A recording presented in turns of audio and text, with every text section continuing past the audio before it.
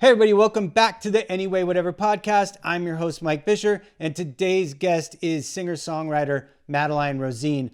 Madeline comes to us from a very popular guest, guitar player Alex Windsor, who plays in Madeline's project.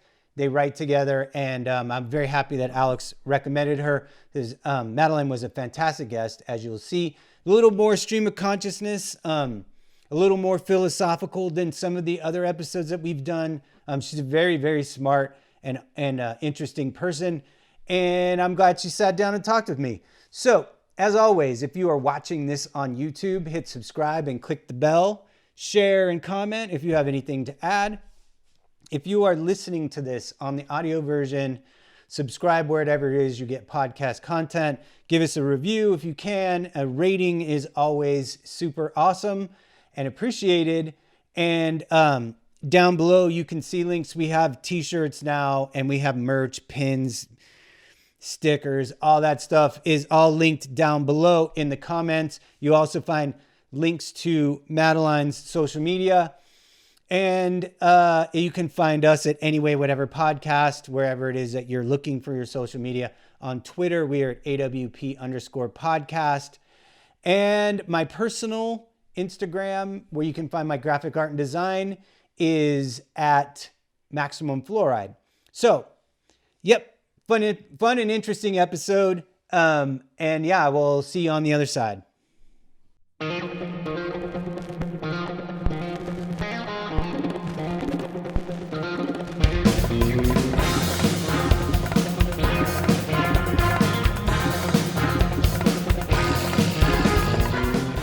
Everybody, welcome back to the Anyway Whatever podcast. I'm your host, Mike Fisher, and today's guest is Madeline Rosene, who is a singer-songwriter, bi-coastal, all kind of, it seems like you kind of are all over the place in this country, so I don't know where to put you.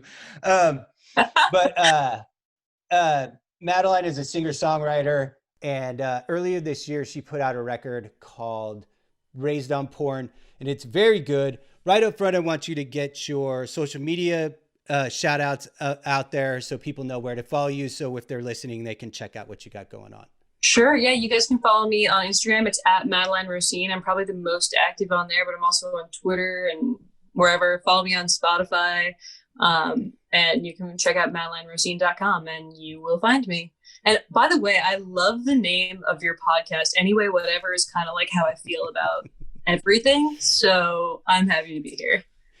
You know, that was just like one of those things where whenever on Facebook, I kind of have a very loyal audience on my personal Facebook page of daily, people. I post stuff and people talk to me all day on Facebook because I am a full-time artist and I don't ever see anybody. So all of my human contact comes kind of from social media. And so whenever I was trying to be irreverent or whatever, I would always sign any of those posts anyway, whatever. And then when I started the podcast, it just ended up, it was the most obvious choice of titles, and then the logo for the podcast is the kid who is also my profile picture. It was an easy design decision on all of those things. Will you sue me if I make an album called Anyway Whatever? I will not. I'll be flattered. You just have to thank me in your liner notes. So we were chatting before we started going, and I was like, yeah, so your record came out in 2020, and you're like, I can't believe that it came out that it's still 2020 and the record came out this year. And feels like a different decade when I put my album. It really does. Yeah, it's been for literally every single person on earth, I think it's been a strange year. And even for me, who it didn't affect a whole lot because I'm just kind of isolated all the time in this art studio anyway. And I kind of expected all my work to dry up, and then none of that happened either. So it was like, I started a podcast that gave me basically a second full-time job because my first full-time job didn't really, or all my freelance work didn't go away. So it's been interesting for sure. Yeah. I assume though that you've been tucked away writing a lot. Yeah, I've been writing, but I kind of write sporadically in general, and it really depends on where I am, how much I write. When I first moved to LA 3.5 years ago, I was writing like constantly. It was just like a burst of inspiration, like daily, because mostly I'm inspired by like people I encounter, and I was meeting so many new people, and that really helps. Having so many new experiences really helps my writing. So, I'm home in Cleveland right now. I don't really live in Cleveland. I live like out in Ohio, basically near Cleveland. But, being home, there's definitely not as much inspiration, although I did fall in love here recently. And I wrote a song with that person, and I think it's really dope. And it'll probably be on the album. So that's cool. That's excellent. I always like to hear about positive things like that. It's always where I want everybody's life to be going, is in a positive direction. Um, Yeah. we talked a little bit also, like, Alex Windsor, who everybody who listens to this show will be familiar with because she was a very popular guest. Plays with Madeline, and so that's how Madeline came to the show, was by recommendation of Alex Windsor. And so when I started listening to your music, it was like it was immediately, I was like, yes, I totally want her to be on. This is going to be super awesome. And so I was listening to your music a lot in the last couple weeks, and I feel like I sort of coined a term for it in my own mind. I started referring to it in my own mind as pop and roll. Oh, no. Because So, no, I'm just kidding. you're like, what, dude? That's lame. No. No. I call it indie pop and roll. Yeah, I mean, that's really what it sounds like to me. There are moments of pure kind of pop, you know, just pure pop, but it's very guitar heavy, and it's very layered. The guitar parts are very layered. So it ends up having, like I was saying, like, I hate comparing anybody to anybody in any creative way, because that's a tough spot. But I mean, where I was at, a rock, and I'd be like, that's fine. I hear it. I'm okay with it. Anything goes. It's like it has a where there are pop parts, it has a very 97 vibe to it, where there's lots of stuff to me that I was like, well, this reminds me a lot of like Mazzy Star. And so I was like, like I was saying, like, my wife walked in when I was listening this morning and making my breakfast, and she was like, oh, is this the woman that you're going to be interviewing today? And I was like, yeah. And she's like, oh, this is like really good. And so we were kind of listening to it all morning. And yeah, so you got a couple fans in our house now. That makes me so happy. And honestly, the 90s are my favorite decade. Probably the 1920s, the 1960s, and the 1990s are, I think, my favorite decades for music. And yeah, it's always a hard question though, because I love old music, and I listen to like 50s stuff. But like, honestly, I think I've mostly listened to 90s stuff. So that's really accurate probably for my inspirations. Like, I was big Offspring fan and Nirvana, and, things that don't sound anything like me, but, I mostly, like, what I care about is lyrics, obviously. And, the Offspring have some good lyrics. Like, nobody hate on the Offspring, okay? Well, I will be critical in this way of the Offspring. There was that whole generation. I am an old guy, and I was raised on 80s hardcore punk, Black Flag, Minor Threat. So the 90s punk rock, the thing that kind of was harder for me was that a lot of it was just kind of too jokey for me, and that wasn't my experience of punk rock. Like, I totally get it, Blink and Offspring and all those bands, and they had funny songs and all that stuff, and a lot of it was very clever. To your point, a lot of it was very clever, but yeah, a lot of that stuff kind of missed me, I think, kind of by age. You know what I mean? I think it was meant for a little younger audience than I was at the time. You bring that up with like the jokey songs, because I have a lot of jokey songs, and a lot of people, that's what they remember my stuff by, because they know I have this song called the Fucked Up Song. That's just a song about getting fucked up. And they know I have a song called Drunk Text. And they remember those things because they made them laugh. And they kind of make all like my emotional, like deep songs. And I'm like, wait a minute, don't do that. I don't want to be known for just this. And probably like The Offspring, like most people know, like original prankster or whatever the hell. And, it sucks because as artists, like we have so many things we want to express, and sometimes it's just total bullshit, joking around stuff. But, it's just an observation. No, I totally get that. The thing that, in regards to your lyrics, like to speak a little bit on what you just said, one of the things that initially I connected with and was allowed me to listen and to absorb more of what you were doing right out front was, and again, this isn't a comparison music style. This is a comparison for me as a fan of music lyrically. I'm a huge fan of Lily Allen.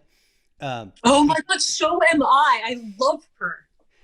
And I think the reason why is that all of her lyrics are super punk. Like she's the pop star who has the song "Fuck You," and it's all about anti-racism and anti-bigotry. And so when I was listening to your record and I was listening to the lyrics, they are also in that punk vein of, you're not singing about pop singer stuff. You're singing about like more real life experience. And so immediately I was like, oh, this girl's got on the same wavelength lyrically as somebody like Lily Allen. And so I was in right away. And then when you add the guitars, it was like a perfect thing for me. I'm like a super fan of your stuff now. Oh my God, that's awesome. And I want to talk about Lily Allen just for a second, because actually I was thinking about starting a podcast where I talk about all of my favorite songs of all time. And I just break them one at a time and get really annoyingly detailed about it. And she has this one song called Alfie. Do you know this song? It's all about her who's a pothead. And she's just gotta get your life sorted out and your shit together. And I loved that. I was like, you can, like, at an early age, I remember listening to her and I was like, you can write a song about anything you fucking want and nobody is going to stop you. And that is the most beautiful thing about songwriting, isn't it? Nobody's going to stop you from writing a song about whatever the hell you want.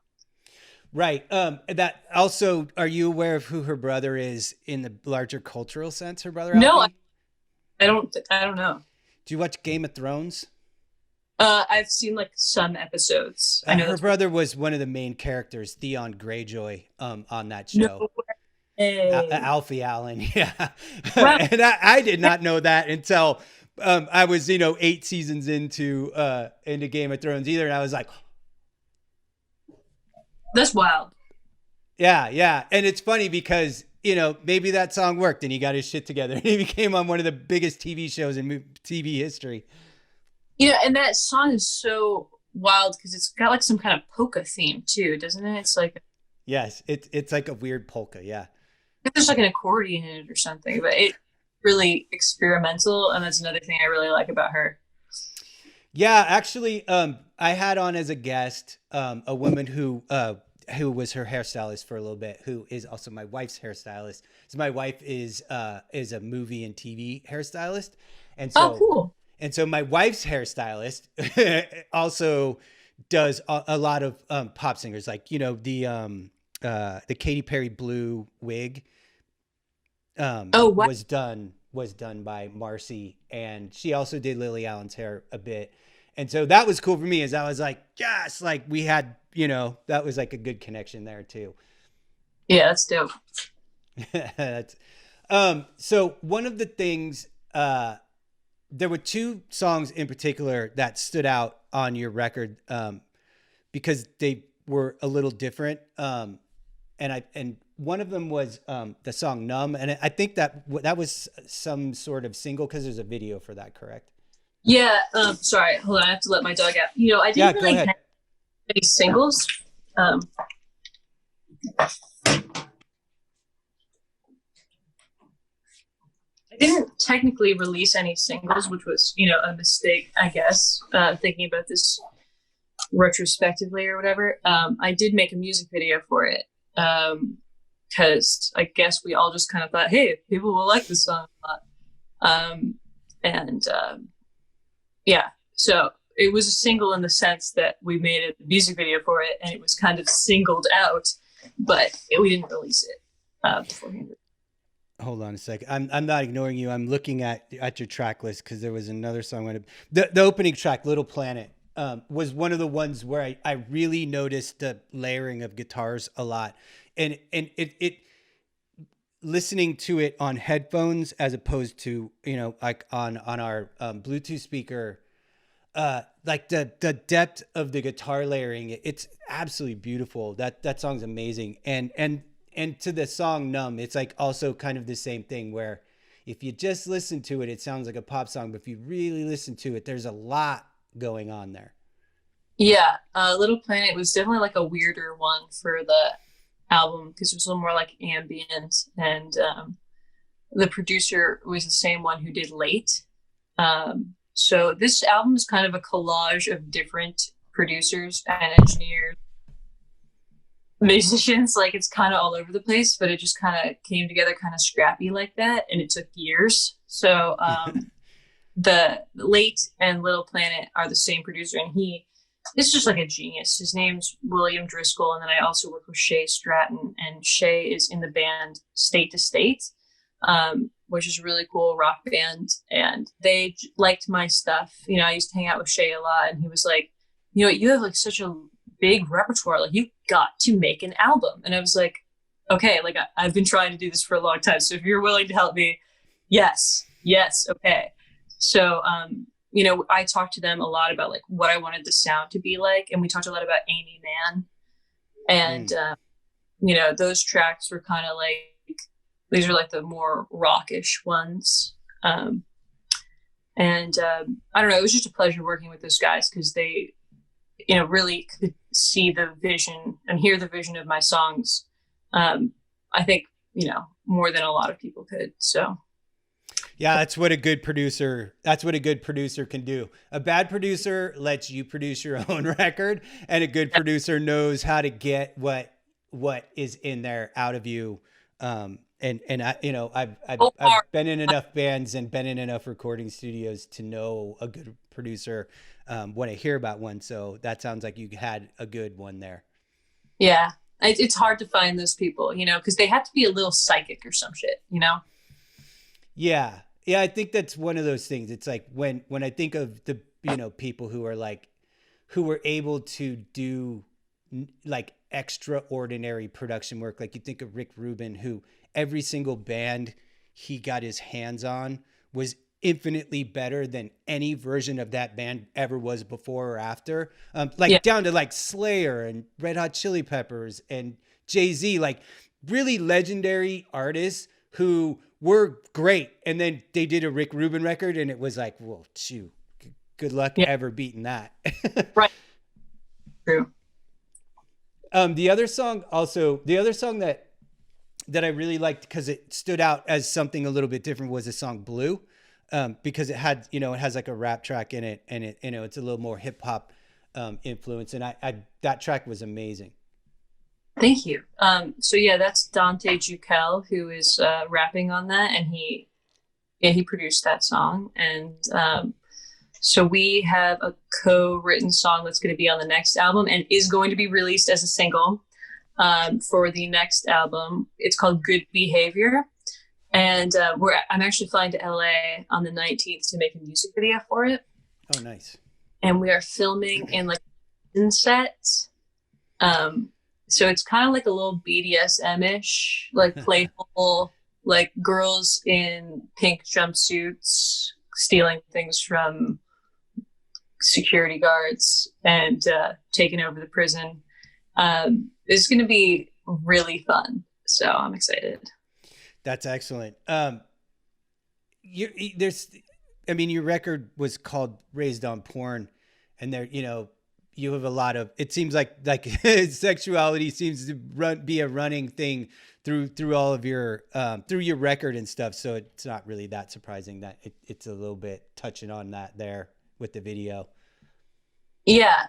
Just to speak to the album, I guess, Raised on Porn, I came up with, after someone said to me once, "What were you, like, raised on porn?" Just from being a millennial, and like, just the things that we grew up with compared to other people, other generations. I mean, we had internet pornography, we had cosmetic surgery, we had Photoshop, we had, sugar dating. We have all these weird things that like influence our lives and our emotions so much differently than other generations had. These kind of sort of phony, superficial, huge parts of our culture, mega reality television stars who we idolize. And I mean, to me, all of this stuff is like, it's like porn. It's like a quick fix of happiness and you're done, it's not deep. It's not like a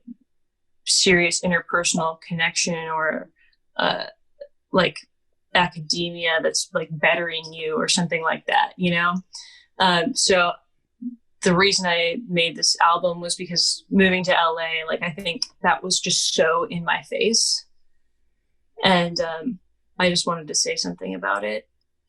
Also, it's really good for clickbait. Yeah, totally. It gets your attention, and I think that on a purely superficial basis, just on the words themselves, you're like, the word porn means what it means, but to hear you say that you kind of consider that whole blanket of, Instagram models and, and famous for nothing and all that stuff.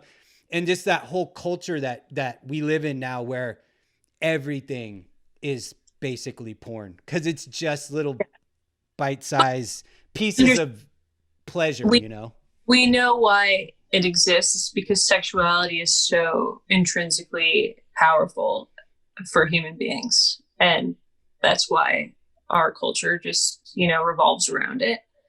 And, it's not necessarily a bad thing, or I'm not really saying that. I'm definitely not calling out the porn industry. Yeah.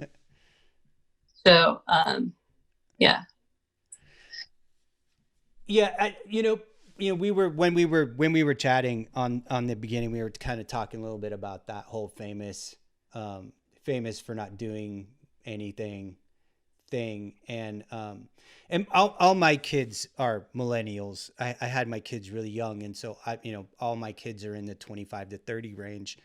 And so I got to watch them grow up in that culture, You kind of look too young for that, man. Yeah. I not only do I get that a lot, but when I was like 20 years old and I had my first son, and people were like, "It's so nice of you to, like, bring your little brother places." Oh, that's really awesome. And both of my sons were hard. I am a skater. I've been a skateboarder since I was 10 years old, and so my sons were skaters. That was what we did when we were when my sons were growing up, from the time they were like 5 to when they were like 16, and could go to the skate park without me taking them. We get that all the time. Like, "It's so cool, you bring your little brothers to the skate park," and I'm like, "Oh, it's awesome." Yeah, it's I'm very fortunate. My kids are all super awesome, but the episode that's airing of my show this week, I talked to a co-director of a Nickelodeon documentary that's coming out November 17th. And, cool. And so we got to talk about how I got to experience the growth of Nickelodeon as a channel, as a parent, rather than as a kid. And it's kind of the same thing, where I got to watch my kids be raised on porn, so to speak. You know what I mean? Like, kind of in the same environment that you're speaking of. And so as a parent, it's a trip because I always try as a human being. It's important to me to not be one of those, well, back in my day it was better, or back in my day we didn't have, it's like I hate Right. that kind of thinking. So I don't think any of it's a negative. It just is what it is. Yeah. Yeah. That's how I feel about it too. I do think, like, it affects us differently. We are, different people because of these new cultural phenomenons, and it seeps into our emotions and the way that we relate to people. But who's to say, like, what's better or worse? Like, I'm not some, judgy. I don't know who would be in charge of that, but yeah, that's not me. Well, apparently in this country, old people are in charge of it because they can't stop with the Old back in white my men. day. Old white men are in charge, and it sucks.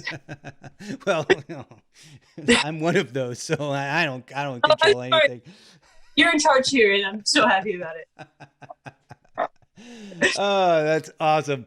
Going back to your record a little bit and talking about, how I kind of absorbed it was, well, another one of the things I really loved about it was that it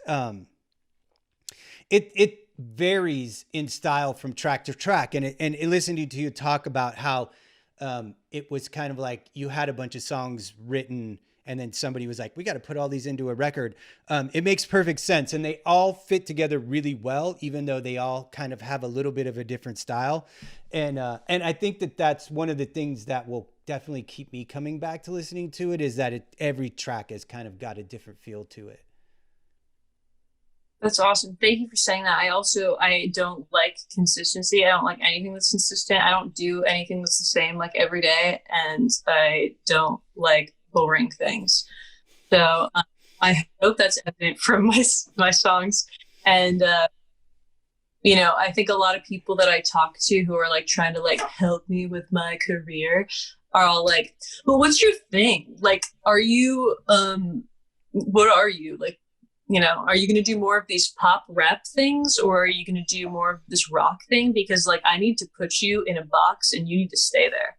And I really hate that. And I don't think good artists subscribe to that. Good artists, but I don't think like people who are living their truth uh, do that. So I'm just going to try to live my truth. I really hate that expression, but it's really applicable here.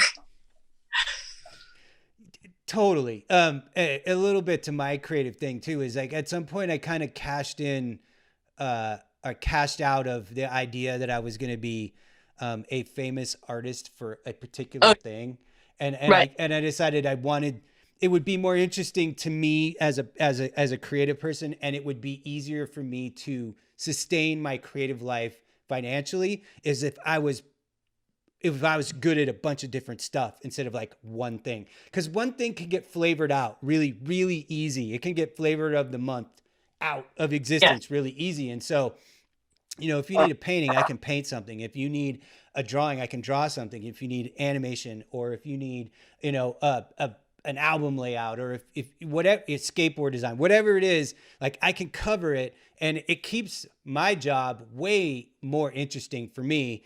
And it keeps me, I can keep more balls in the air that way. Right. Yeah, no, I hear that. It's like, for me, it's like, oh, you want a rock track music supervisor? I got you. Oh, you want someone rapping on a track? I got you. I'm not doing that as like a ploy or like a way to market myself, but I think it is actually going to be successful in the long run, maybe, because people like variety, and people are always looking for different things. Yeah, totally. Totally. And that's one of the things that's, like I was saying, that I really liked about your record a lot was that in really kind of in particular. When I was asking a little bit about some of the stuff that you enjoy to do outside of making music, you had mentioned that you are interested in actual production, like video production work. And so do you do some of that stuff on your own videos? Because you have a few videos that Yeah. you've done. I mean, I produced the video for Numb and the video for Little Planet. I don't know if you got to see those, but I did for Numb, but I did not see the Little Planet video. And now I'm going to go oh, watch it as soon as we're done. yeah, cool. So I used to work for a fashion and travel magazine. So I got my feet wet in production that way by producing like photo shoots with like models and hair and makeup, things like that. And that's actually why I moved to LA for this job originally. And I was producing like, videos and stuff like that. And, I kind of just threw myself into it. And like, I was like, oh, I'm going to do production now. Okay. So I was okay at it. I was all right at it. Like I made the shoots happen with like the location and all that garbage. And so then I was like, well, I could do this for me, since nobody else is offering, like, I'll just do it for myself. And then I don't have to depend on anyone. And so now it's kind of become like a sort of, I hate myself hobby, not a hobby, but like, it's just like, I don't like doing it because there are so many moving parts and so many things can go wrong and so many people are crazy. And, but at the same time, the end result is so satisfying. You're like, oh my God, I made this piece of art and all these people came together to do it. And all the stars aligned at the perfect time. And we managed to pull this off. And it's just like this rush, and you can't deny it. You just can't, and you can't live with it and you can't live without it. And that is how I feel about production. I think that's how a lot of us creatives feel about being creative in any way. It's like there's the mania inside of yourself about making something, about pulling something that doesn't exist out of thin air from inside of your mind and manifesting that into the world. And people who don't make things, whether it's music or visual art or video or whatever, people who don't make things have a hard time, I think, sometimes dealing with us because I know it's like, you'll get people who are like, well, just sit down and do it. And it's like, it doesn't work like that. There's a quote that I've used on this show before, and I do not know who it's from, but it's from an illustrator who was like, look, I need 8 hours to do a drawing, and 6 of those hours I have to get ready to do the drawing. And I think that's kind of the way it is for a lot of creative process. Like,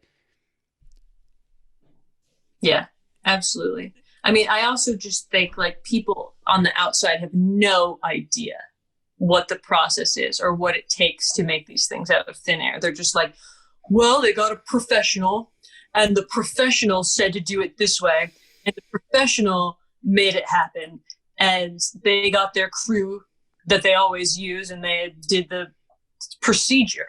And it's like, no, we all don't know what we're doing.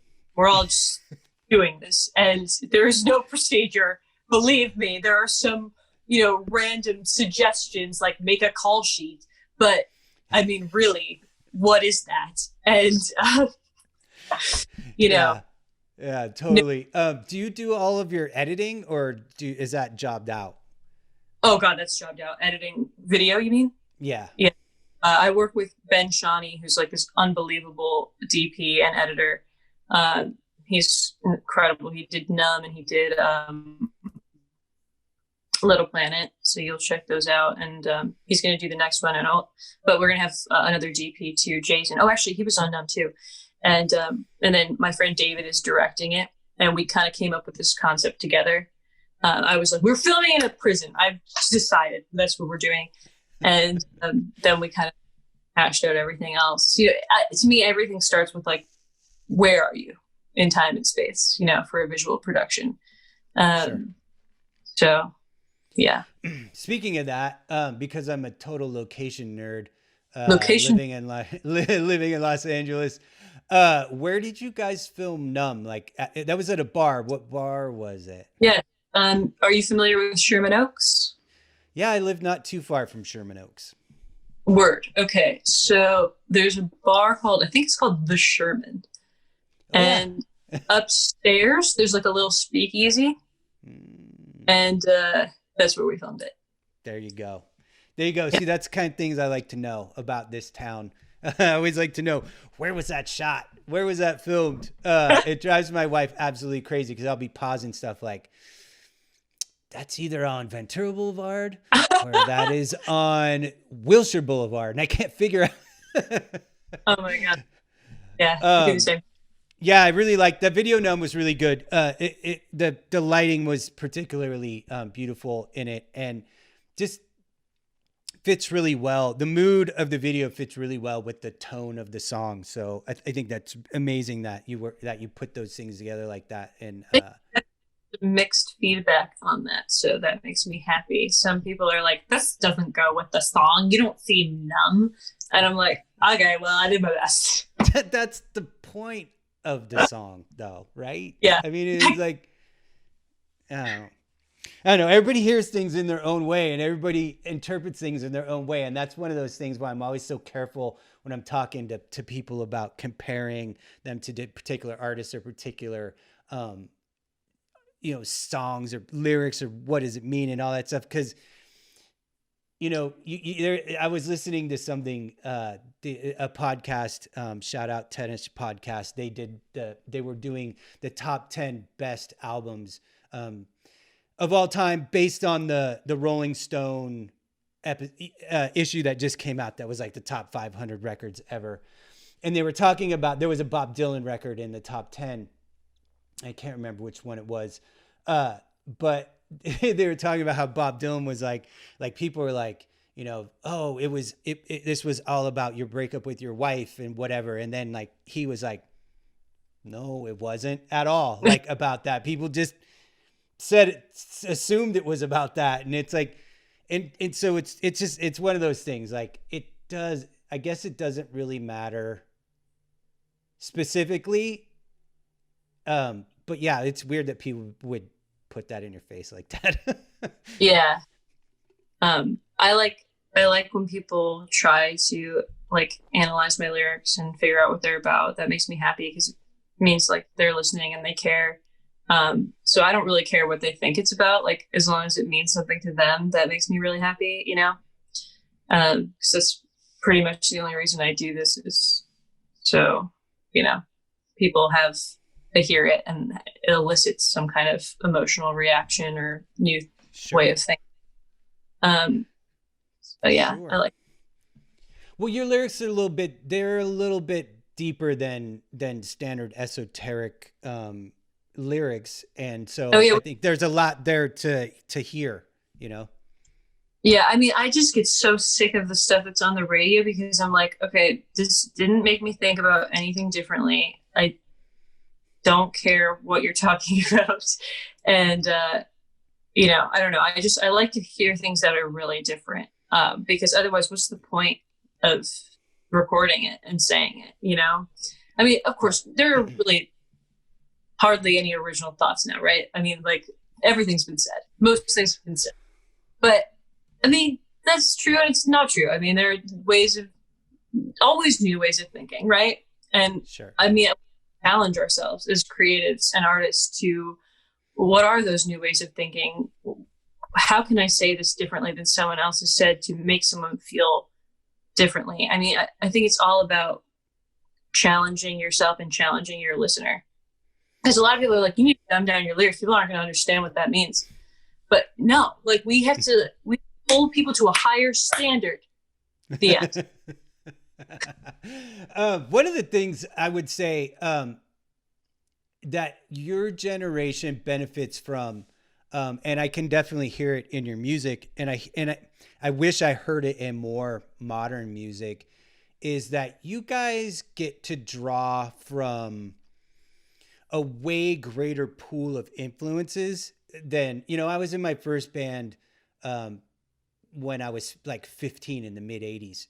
And punk music wasn't even 10 years old yet, let alone, there was no genres of punk music. You know what I mean? It was like there was punk rock music, same with heavy metal, same with rock and roll. It was like everything was, only 25 years old or so. And even before that, the people who wrote music in the 60s were writing a style of music that there was no reference for before it.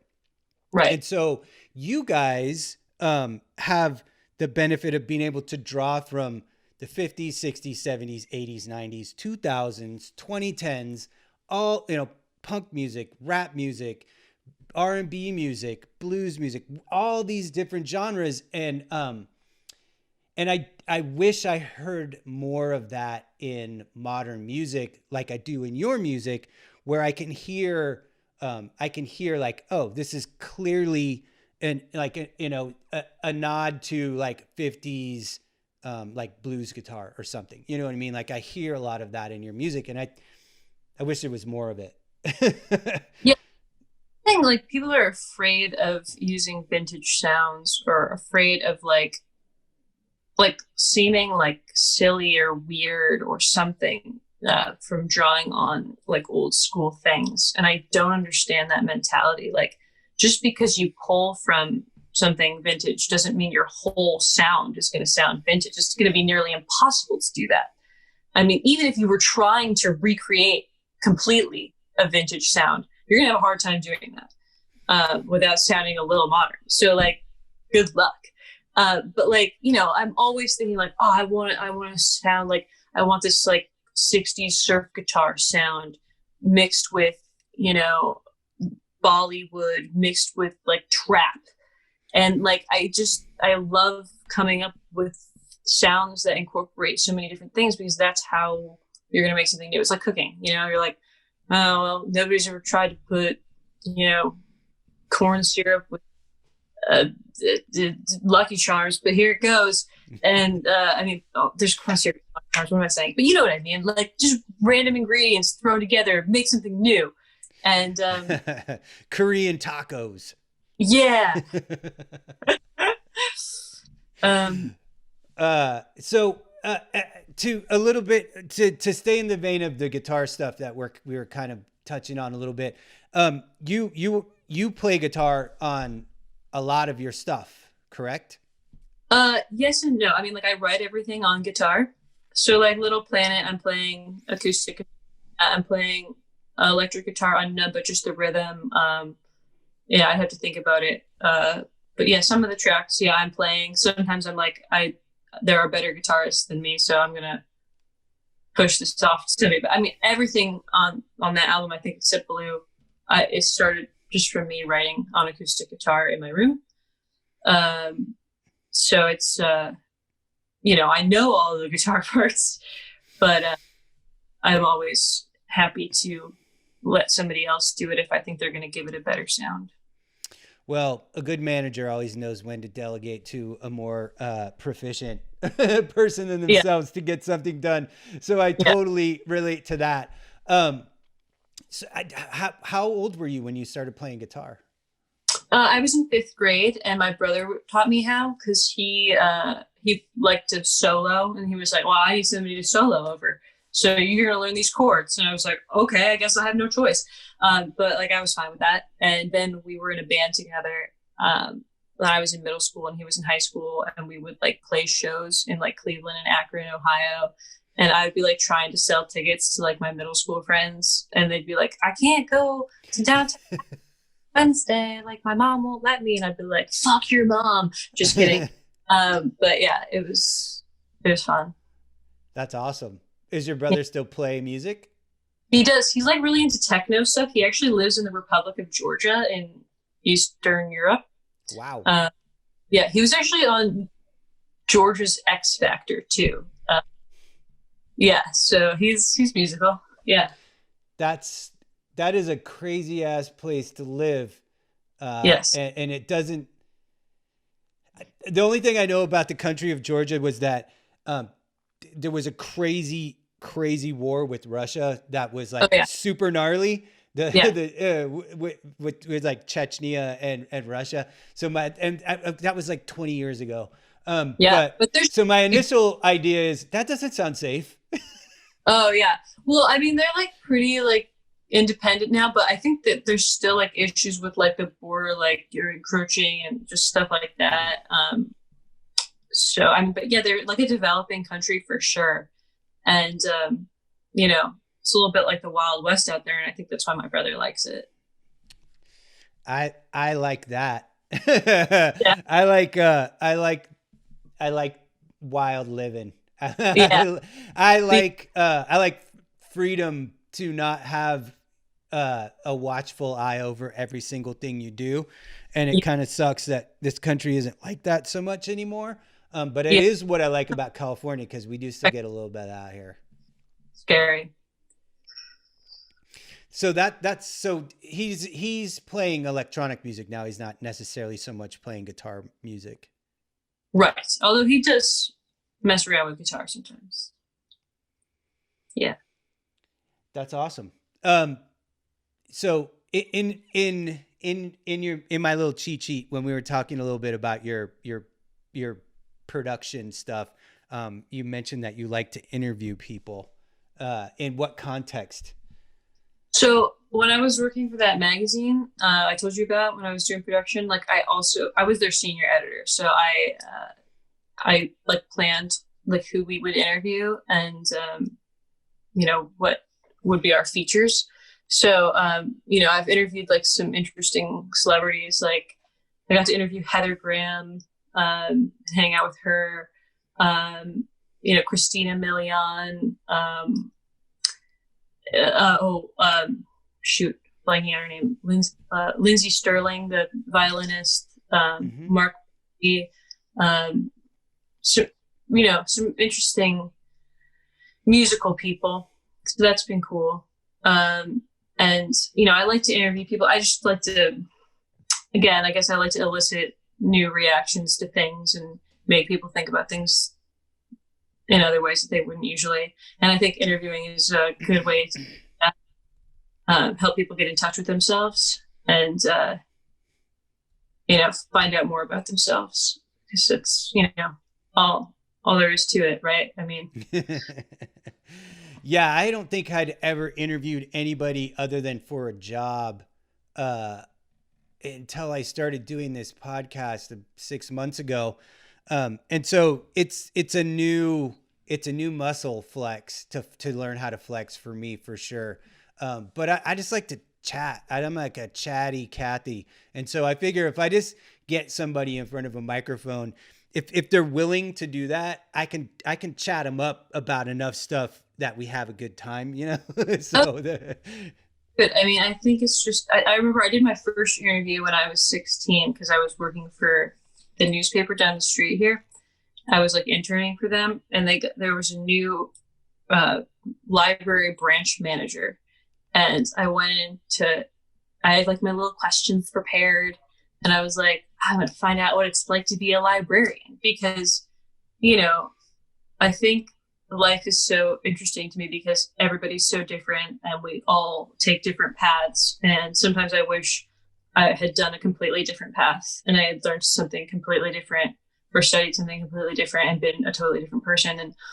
And let's get into the minds and lives of other people and you can just pretend to be them for a second, and learn what it's like to be that specific human being.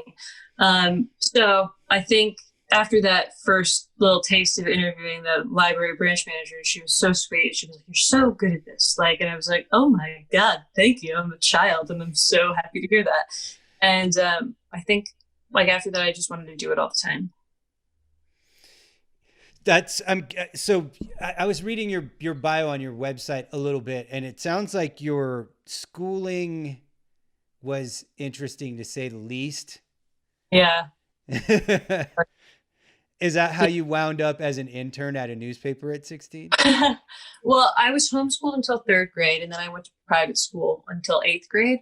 Then I applied to boarding schools because I didn't want to have to choose which parent to live with. And I was very into academia and I wanted to get into a good college. And so I applied to 3 boarding schools and I got into all of them. And then I went to a Quaker school outside of Philadelphia.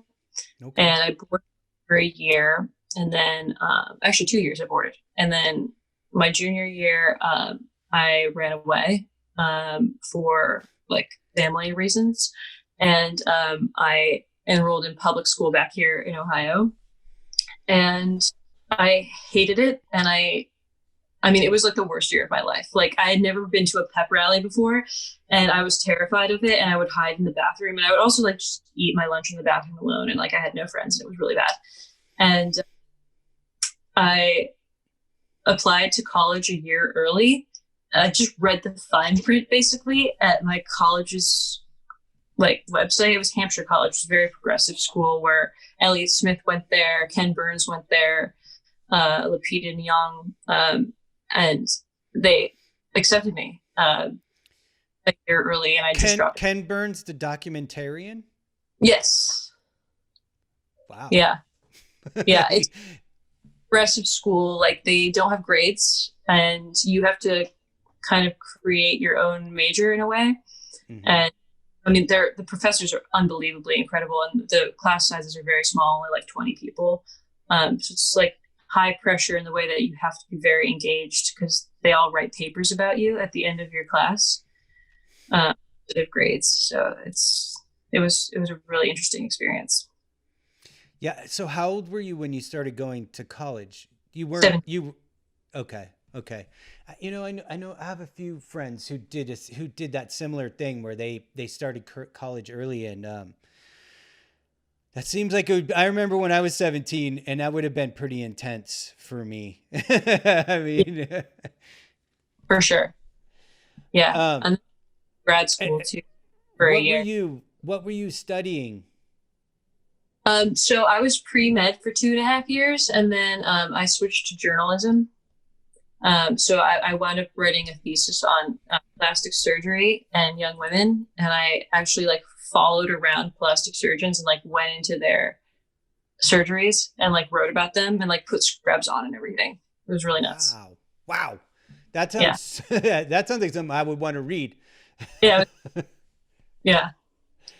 That's amazing. And I'm fascinated by our culture and the things that it has taught women over the course of the last 50 years about how they think they should look, as opposed to, you know, what real life is, and how weird, as a man, how weird that is to me to see beautiful women and then they get plastic surgery and you're like, what was inside of you that made you think you weren't beautiful enough that you needed to get that done?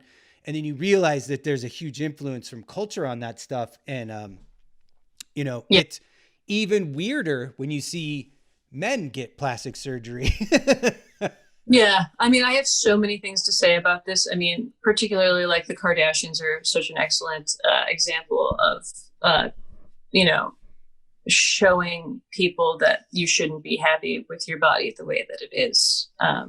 You know, just getting over the top cosmetic surgery done. I mean, it's, you know, people like it. I can't say it's over the top. It's whatever. It is what it is. Sure. Yeah.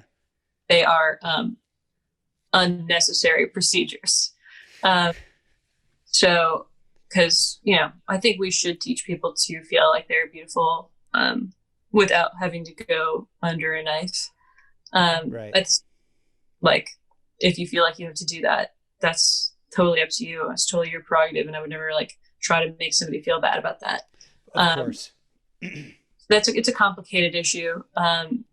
No doubt about it. Yeah.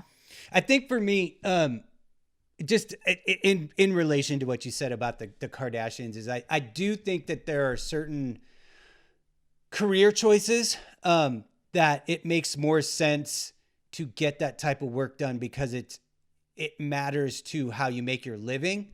And then whether or not that way of making a living is valid is a completely different conversation. But I do understand certain things, like, you know, as women age, like sometimes they just want to keep it together a little bit longer, or, you know, just like, for me, that's obviously a completely different thing than like something that the Kardashians are doing. And this is the first time that those people have ever been brought up on this show. Somehow in 6 months and 30 episodes, they've never come up. Bad for being about this. Say that again. I feel bad for being responsible for that. No, it's fine because They I don't. think it's an interesting part of our culture. And so, it's fine. And I don't judge, like I don't judge. I try not to judge people for the things that they do because I don't know what situations they've had in their lives that brought them to the spot that they are, where they make the decisions that they make, no matter what it is, whether they're getting plastic surgery or whether they decide to take a different career path or whether what car they want to buy. Like, I don't know what people's lives have been that led them to any decision that they make. So I try not to look at people's decisions and make them from my point of view. Like, I'm not going to look at them and be like, well, that's stupid because I wouldn't do that, because I don't fucking know. I don't know why anybody does anything that they do. Yeah. The same as nobody knows why I do what I do. Right. And what I wanted to say about the Kardashians, that, I think it must be very hard for them because they are in the public eye all the time. And I don't know what that's like, but I do know very minimally from my Instagram that I have people say things like, "Oh, you gained weight," just like randomly on my video. And I'm like, oh my God, I didn't even, but you noticed. And like, that's been brought to my attention as something I should be aware of. Like, I can't even imagine the scrutiny and the random ass comments that, celebrities. As a human being, that's super shitty to the max that people do that. I don't, it's exhausting for me as a person to know that is a thing that someone like you has to deal with, as an artist who has to have some form of public presence. Like, I hear it from female friends all the time where they're like, I can't post anything where some dude isn't like, ooh, tits. And it's like, what are you doing with your life that's what you're focused on? Whether it's like, oh, she gained weight. And even if you saw and noticed, shut up. Yeah, there's no reason for you to say that other than to be hurtful. And if you're being hurtful in that way, like, you need to refocus your energy in some other way. Like, and then that goes back to what I was saying, like, somebody who says that, I don't know what things have happened to them in their life that bring them to the point where they would feel the need to do that. But at the same time, like, oh, that's so gross. I know. It's gross behavior. Yeah.